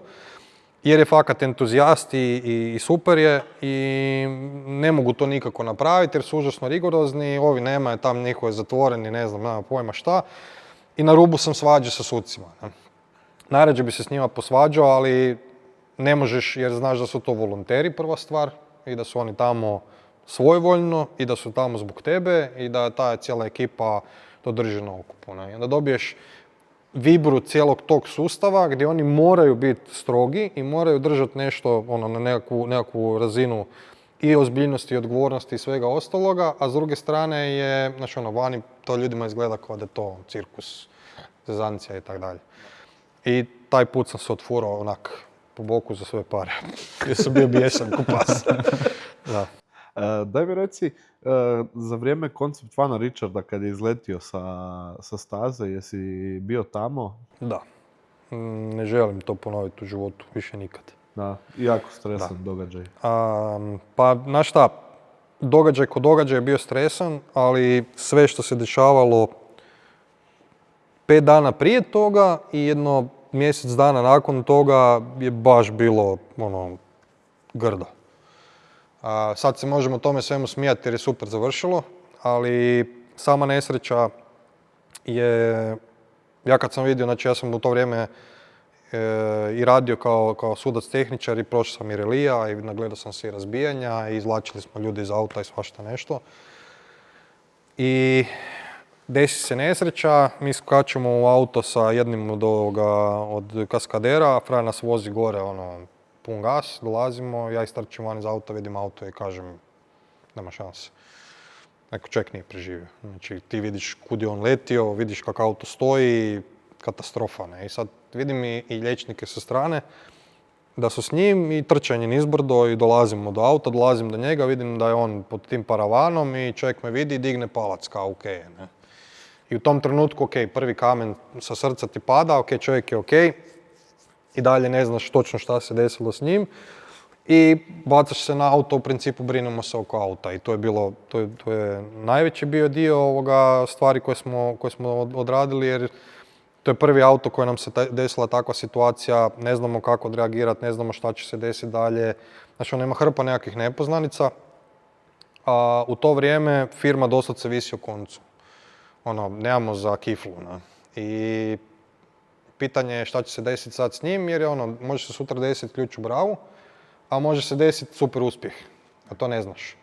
I to je Mate odradio vrhunski nekakve poteze koji su bili zdravorazumski, a to je da je prikupio apsolutno svu telemetriju iz auta, sve živo smo pregledali, da smo sigurni da nije do nas, odnosno da se nije nešto s naše strane desilo, kako god da je moglo utjecati na tu nesreću. Izvukli smo telemetrijske podatke šta se točno desilo, na koji se način desilo i tu je i Richard i cijela ta ekipa je bila fair i korektna i to je na kraju ispalo super jer je ispalo super marketing, ne? Ali, znaš, to je još jedan od dokaza, onaj poznati engleski izraz, ne? It's all shits and giggles until somebody giggles and shits. I onak, kuhalo se 5 dana u tom smjeru, jer ta ekipa koja to radi, producenti i cijela ta ekipa koja stoji iza toga, i ne želiš ih upoznat. Znači, to su likovi koji su takvi loose cannons da je to strašno. Ja volim da su stvari, da se dogovorimo, da se organiziramo, da znamo gdje je šta, napravimo risk assessment i tap. Ovi to nešto, sve neka kreativa, sve nešto ad hoc, ajmo ovak, ajmo onak, ona scena gdje su se vozili po makadamu. Znači, tu su nam doslovce, mi smo bili uz auto na, recimo, nekakvih 500 metara, kilometar od njih, jer je auto bio od klijenta, ne? Morali smo biti tamo, za slučaj da nešto probaju takve gluposti, ne? U tom trenutku su nam doslovce pobjegli likovi, ne? I otišli su po makadamu se profurati. Mene je frkalo u želucu jer ne znaš šta će se desiti, koji ti ne znaš na šta su oni sposobni. Hrpa tih nekakvih ekscesa koje se desi u tim emisijama je stvarno događaj koji se desio, nije, znaš, oni to ne fejkaju, to se desi, fakat. Ali način da do toga dođu je da to isforsiraju na neki način. S obzirom na tu nesreću, ok, s konceptom 1, koji je možda bio malo manje razvijen nego Nevera, jel bi se usudio kao što je Goran vozit pri toj brzini u rikverc i jest sladoled? Prije nego što je Goran sjeo i vozio na rikverc, ja sam vozio taj auto na rikverc. Nešto manjom brzinom, ali da, on je bio isto tako tamo. To je jedan od stantova koji koliko god mi je drag, toliko je i sulud i opičen. Ne? I Goran je to htio raditi, izvolite, nema problema. Može. Predajem ti palicu. Mislim, to je fora izgledalo, vozi se u rikverc 200 na sat, jede sladoled. Fora je kad sagledaš sve aspekte i kad znaš šta te čeka i u kojem smjeru ideš. To su elektromotori, koji ajmo reći, njih je lako upravljati da idu ravno u rikverc, ali možda više aerodinamika je zapravo tu problem, te brzine i svega. Pa imaš tu više stvari koje su uvjetno rečeno problem. Da. Mislim, mi smo to prvi put išli probati, bili smo prvi put u Papenburgu, imali smo hrpetin drugih stvari, to smo odradili, onda smo ovo išli probati on top of everything, imamo još dosudce par sati, već je sunce zašlo, hladno, ali nema veze, idemo to probati. I djelomično nepromišljeno, ali s druge strane, imaš tu ideju u glavi. Ti kad ideš na rikverc, aerodinamika nije na način napravljena, odnosno nije na isti način kao što je kad ideš napred. To je prva stvar. Druga stvar, upravljanje na rikverc, gledanje u rikverc zaboravi. Znači ti gledaš napred i znači, pratiš najdalju točku moguću da znaš kam ti se god auto počne pomicat. Imaš jedno vrijeme gdje možeš, ajmo reći, abort svega i usporiti auto. Ne raditi korekciju s volanom, jer korekcija s volanom otvara Pandorinu kutiju. Da. I druga stvar je, ideš na rikverc po relativno širokoj cesti, ali dolaziš na široki komad asfalta za Vehicle Dynamics platformu koja je stvarno ogromna i široka, a ti dolaziš tamo sa velikom brzinom. I sad, ti kad stisneš kočnicu, auto je napravljen na način, odnosno projektiran je sustav na način da tebi dolazi, 80 ili 70% tlaka na prednje kočnice i 20% na zadnje. I sad ti kad kočiš, kad ideš na rikverc, šta si napravio, ti si digo ručno praktički, ne? Znači ti kad počinješ kočiti, u jednom trenutku se taj prednji kraj olakša jer počeli su kotači blokirati i dalje si na relativno maloj kočionoj sili i ti trebaš auto usporiti. I ono što smo recimo mi radili je počneš kočiti, spustiš brzinu do jedne određene granice, nakon toga flikneš volan i napraviš high speed J-turn. Gdje se okreneš u normalnom smjeru u kojem trebaš ići, poklopiš kočnicu i zaustaviš se. E sad, to je manevar koji je tebi u glavi, u teoriji, u svemu. Pa to ću ja a kad kreneš voziti, to je malo drukčije. Ali to je jedan od lučih stanteva koji smo išli raditi. Goran između ostalog je napravio 23 rekorda u jednom danu, testove ubrzanja i tih nekih stvari. Dosta tih rekorda većinu tih rekorda osim tog Goodwooda sam prepustio drugima. Iz razloga zato što moram priznat da sam emotivac oko toga i moram priznat da nastojim izuzeti iz svih tih stvari ego koliko god mogu, jer je stvar timskog rada i stvar je da je to auto koji je firma napravila, ne ja. Da. Koliko god da ja radim najbolji posao u cijelom tom sustavu, ali ja nisam trkač, Martin Kodrić je trkač. Mene utrke ubrzanja nikad nisu toliko napinjale i naspram Gorana imam jedno 20 kila više. Pa onda logika stvari je da čovjek sjedne i da to odradi jer to njega napinje i zanima i tako dalje. Da.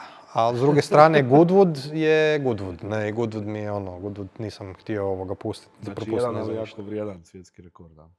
Jel ga još držiš ili si skinuo? Skinuli su ga prošle godine sa C. Zingerom, čini mi se, ali tako nešto, ali ne za puno. Kako vidiš budućnost električnih automobila?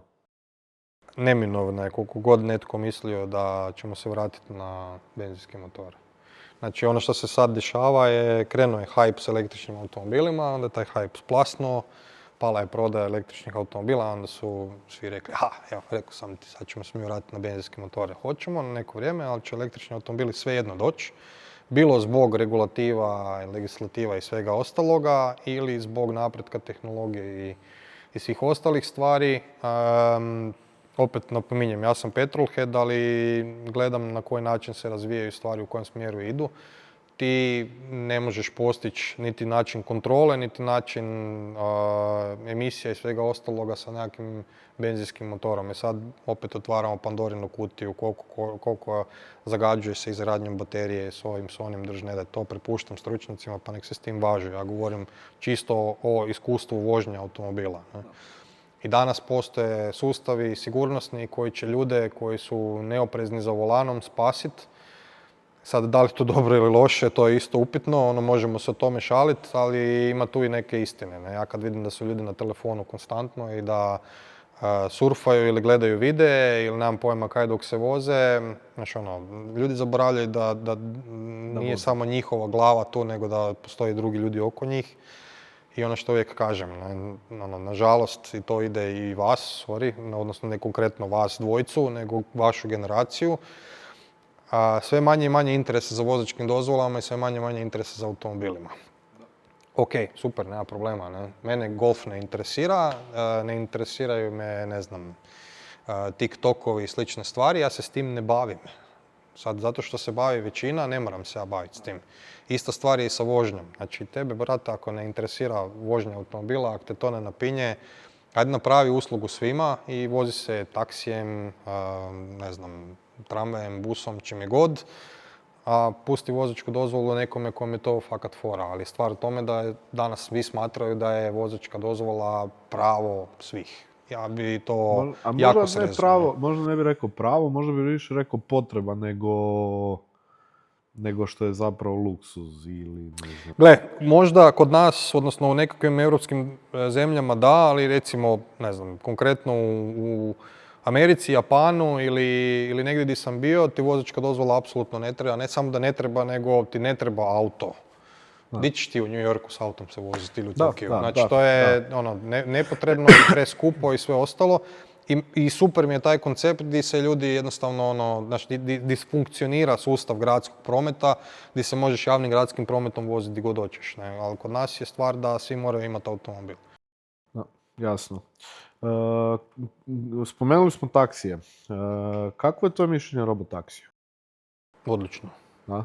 Da, ja smatram da onog trena kad se to pojavi da ću ja biti jedan od korisnika, ne zato što je to sad sestrinska firma, nego zato što nešto što ne volim i na što se gnušam je jutarnji promet kad idem na posao i iskreno rađe bi sjedio i mrdao mailove ili nemam pojma šta i da me nešto prebaci, da teleportira do posla, ali zbog prirode mog posla ne mogu si baš priuštiti da se vozim u busu ili nečemu, nego moram imati svoj auto, moram imati nekakvu autonomiju, ali u svakom slučaju rađe bi se vozio u robotaksiju gdje se mogu iskopčati potpuno i gdje stvar funkcionira na visokoj sigurnosnoj razini, nego da me voze pojedinci koji dan danas voze taksije po gradu, gdje je stvar dotakla apsolutno dno dna po pitanju kvalitete i često se vozi. Tamo sam te mislio pitat kako iskustvo bilo izaći na naplatnim postajama Lučko iz taksija. Mislim, čisto da pišem tu situaciju. Prijatelj, ja smo se iz Velike Mlake trebali prebaciti njega do Trešnjevke, mene do Zaprešića. Ja sam naručio taksi, došao je jedan gospodin stranac koji nas je provezao prvo obilaznicom, a nakon toga na naplatne kućice Karlovac Rijeka, gdje sam ja objasnio čovjeku, odnosno i sebi i svima, da nemam vremena, nažalost, ali rado bi išao jer je super vlog za snimit. Jer je čovjek, ja želim se ispričati čovjeku i svim tim ljudima, ali ne možeš raditi taj posao, nisi sposobljen, nesposoban si za vozit A, B, ne znaš se snaći i C, kognitivne sposobnosti su ti takve da ne možeš pratiti navigaciju i voziti istovremeno. Sorry, postoje drugi poslovi, ne moraš voziti taksi. Ne zna ni jedan strani jezik, koji barem neki se priča u Europi, tako da Ajmo na neku drugu temu. Imaš li u svojoj kolekciji automobila jedan električni? Imam Twinga na struju. I to je jedan od boljih automobila koje sam ikad posjedovao, zato što je penicilin za gradske gužve, za probleme koje kakve, novi auto, ima infotainment, ukopčaš se, radi Apple CarPlay, Android auto, šta god hoćeš. Punjenje je full jednostavno, auto ide kometak, mrak. Ali nema zvuk. 150 km, šta ti treba zvuk kad voziš auto, to je Twingo, nije GT3 RS, nego onak. To je auto s kojim se trebaš prevesti od točke A do točke B. Da, istina. Imam u kuću, mogu ga ukopčat, napuniti i za te novce jedna od najboljih stvari za grad. Ali na kraju imam još 2 auta. Imam ovo, što na kraju full rijetko vozimo jer stoji u garaži pretežno. A i sve više i više me strah s tim izaći van na cestu zbog drugih ljudi, jer ako netko razbije, onda ćete to čitati u novinama. A za sve ostalo imamo Land Cruiser koji je, to je auto koji ide kak vrana leti, kako bi se reklo ovako. Aha, ravno, prek brda i prek brega. Da. Jesi li česti gost kod Buce u bufetu i kad će konobarica naučiti hrvatski? Ovako. Buco od nedavno je ušao u, neću reći bračne vode, ali na mala vrata je ušao u taj kaotičan svijet odnosa muškarca i žene i pao je promet u bufetu, da to tako kažem. Očekujemo ga željno i čekamo da otvori svoja vrata i često prođem tamo. Naime, moj sin koji ima 5,5 godina i Buco su si BFF-ovi. Ne? I svaki put kad tamo prolazimo moramo ritualno stati, on stane, pokuca na vrata, ne? Onda ja to Buci snimim, onda mu pošaljem da ga rastužim, da ga dodatno potaknem i tak. Znači vršimo pritisak i mi onda Apsolutno, na njega. apsolutno. Hrvatski neću naučiti.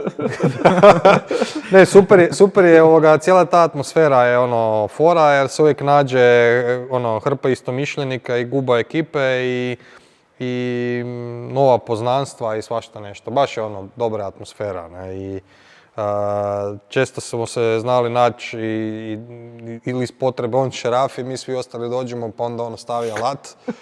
I trebamo završiti auto kad je ljetna sezona, za šeraf i 2 šerafa u 3 mjeseca, a kad je zimska sezona i kad uspije zatvoriti vrata i stavi izolaciju da se ne vidi da je svjetlo unutra, nešto im napravi. Ali tu i tamo mu i pomognemo.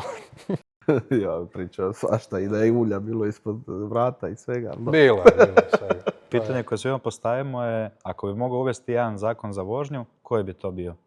Digo bi kriterij za dobivanje vozačke dozvole. Bio bi užasan, da imam vlast u vezi toga, bio bi valjda najužasniji čovjek na svijetu. Ali definitivno bi digao kriterije, ali digao bi i edukaciju na puno viši nivou. Pritom moram disclaimer staviti, ne bi napao naravno instruktore u autoškoli jer oni obavljaju svoj dio posla i njihov posao nimalo nije lak, izuzetno financijski zahtjevan, premalo su plaćeni za to što rade i općenito je taj sustav ostao na nekakvim starim granama. Trebao bi se updateat jer danas ljudi jednostavno prođu kroz autoškolu dosta lakog koraka, osposobe se za vožnju, završe na cesti i s druge strane moram priznati da je u Hrvatskoj još uvijek koliko toliko ta vozačka kultura na nekoj razini. Samo opada. Misliš da je vani teže položiti? Pa kako gdje? Kako zavisi kako u kojoj državi. Ali ne gledam to na način, mi smo sad Hrvati u banani jer je to kod nas tako. Ne, nego gledam općenito generacijski je to tako. I mislim da je to i vani tako, vrlo slično jer kao što si sam rekao, ne, stvari potrebe. Ne. Ja mislim da ne bi to baš tako trebalo biti. Mislim da bi ljudi trebali polaziti puno rigoroznije sustave i da bi se trebali više educirati oko tih stvari i raditi puno rigoroznije testove. Ne. Od parkiranja, propuštanja ljudi na zebri, normalnog kočenja, normalnog ponašanja u prometu, naučiti šta znači govor tijela automobila, ne, i šta znači žmigavci, naravno, i hrpa drugih sustava. Ne. I s druge strane, govorim isto tako i o novim automobilima koji su, imam priliku testirati koje kakve nove automobile. Tu treba prvo i prvenstveno opremiti proizvođača automobila s kvalitetnim kadrom vozača, jer ja iskreno stvarno ne znam tko to pusti u opticaj. Od automobila koje imaju koje kakve ADAS sustave koji su katastrofalni i loši, do automobila koji imaju jako loš tuning volana, bezlične kočnice i slične stvari. Ti ne možeš postati ljubitelj automobila ako voziš opanak od auta, ciglu koja ti ne pruža apsolutno nikakav feedback. Jasno. Ja sam ostao u dosta dobrim odnosima sa svojim instruktorom i mogu reći da dosta često ga se sjetim jer je dosta poseban po pitanju predavanja bio u vožnji. I mislim da bi zapravo trebalo instruktore te možda više motivirati, možda plaćom ili nečim, da bude kao i moj Davor, evo putem ga pozdravljam, koji je doveo me, na primjer, glupa situacija, vozimo se po nekakvom parkingu, on je uvjeren da nema nigdje pješaka, nema auta i gurne mi mobitel pred facu. Gle ovo! Jer to je bila prva situacija tjedan dana nakon meni u vožnji, kad sam položio, friend mi je to isto napravio u autu. Ali mene instruktor to pripremio, gdje je on bio spreman na pedalama izreagirati i uhvatiti volan ako ću ja krenut raditi nekakve gluposti. Da. Tako da mislim da dosta znači i o instruktoru, ali oni rade svoj posao. Ali užasno smo ovisni o telefonima, ja priznam, ja sam isto tako ovisan o telefonu i sve češće i češće stavim telefon u jakni na zadnjem sicu ili nešto, jer ti htio, ne htio, imaš tu naviku. Naš semafor je, pa imam sad 20 sekundi, pa nešto. Idem vidjeti je li mi došao mail ili nešto, da. To sam počeo sad pod zadnje raditi jer radili smo nekakve kognitivne testove i svakakve takve nekakve stvari i multitasking ne postoji, postoji diverzija pažnje i kad to radiš prečesto, pada ti pažnja, pozornosti pada kompletno. Ne? Ja se hrpu puta uhvatio da prolazim, ne znam, kroz nekakav centar grada ili nešto i shvatim sam sebi da kad si zadnji put pogledao fakat na zebri da li netko negdje stoji. Ne? Ili kad si upratio na situaciju oko sebe. A desilo mi se u 2-3 navrata da sam doslovce zato što sam, zahvaljujući situaciji što sam pratio promet i pratio stvari oko sebe, ja zaustavio ne samo svoj auto, nego još 3-4 auta iza koji su kočili panično jer su vidjeli da ja kočim. I 5 sekundi nakon toga ženska istrči na cestu ili dijete ili nemam pojma kaj. Ne. To je noćna mora, znači da pokupim pješaka mi je najgora noćna mora. Ne. S obzirom da smo u mobitelima i prometu, gdje te može ekipa zapratiti na društvenim mrežama? Aktivan si? Na kojim? Pa nisam toliko nešto preaktivan. Na Instagramu više šeram storije radi nekih frendova i toga i radi nekog networkinga, ali nešto sam sitno bio radio YouTube i to, ali ko što rekao, s tim se ili možeš baviti ili ne baviti. Ako se ne baviš kak treba, onda bolje da se uopće toga ne petljaš. Ne postoje ljudi koji to rade puno bolje. Pošto se baviš testnim vožnjama, možemo li računati na testnu vožnju ambasadorskog vozila autoscene kad bude gotovo? Kako misliš ambasadorskog vozila? Mi spremamo jedno vozilo... Opel ambasador. Da, mi spremamo za nas ambasadore i voditelje i ostalo dio autoscene, vozilo koje će ići po eventima. Pa evo ovim putem te pred kamerama pitamo, striktno obećajem. Aha, ne znamo još koji je auto, jel? Za javnost još nije vani. Da. Auto će se, ako Bog da, uskoro složiti, pa da budeš naš testni vozač, da li je to okej? Može, dapače, nema nikakvih problema sad. Vi se morate potruditi da taj auto bude okej i da mi bude fora, jer testni vozač zna jako finu granicu između izdržljivosti auta i onoga što auto ne može izdržati. A na meni je da li ću preći tu granicu ili ne. Ako dođete s nekakvom Opel Astrom ili Kadetom, sorry Božo. Dobro, nije nabrojao naš brend. Dobri smo. Još smo na listi. Daj nam za kraj reci koji savjet bi dao nekome ko želi postati testni vozač. To me dosta ljudi pitalo, ali pokušao sam čak i nekakav odgovor na to smisliti, odnosno kako ću, kad me to ponovo pita netko, pogotovo iz Formule studenti su me to pitali, dečki. Nema, taj odgovor ne postoji generički odgovor za to. Svi testni vozači koje znam su imali drugčiji put. Raffaele De Simone je doslovce bio entuzijast za auto utrke i sreo je ključnu osobu u ključnom trenutku na ključnom mjestu na semaforu i pitao ga i ovaj mu je rekao dođi sutra pa da vidimo što znaš. Gianpaolo Tankini je chief test driver u Bridgestonu, on je maltene bio domar na Monci i pomagao je timu i kuhao je kave i onda je s vremenom tamo došao i počeo im pomagati oko testiranja auta. Danas je lik koji je glavni razvojni za Lamborghini i za hrpu nekakvih drugih brendova za gume. Loris Bikoki je isto krenuo nekakvim svojim putem. Mislim da je najviše stvar toga da trebaš to željeti, krenuti u tom smjeru i to je do or die. Znači ideš u tom smjeru jednostavno goniš to kroz cijeli život. Naravno, meni da se nije pojavila situacija, da se nije pojavio jedan Mate Rimac i da se nije dogodilo toliko što se dogodilo, ja bi ili bio autonovinar ili bi jednostavno našao neku drugu branšu gdje bi bilo tome slično.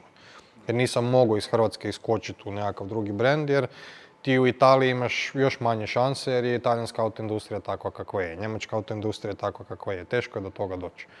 A nekakav hodogram bi bio, kad bi se i birao takav nekakav generički hodogram je tehnička struka, sad da li ćeš ti studirati za inženjera pa ćeš s vremenom kao inženjer postati u testnom timu pa ćeš početi testirati automobile, ili ćeš kao inženjer početi raditi neki drugi sustav pa biti jako blizu tih automobila i biti u prilici voziti automobile.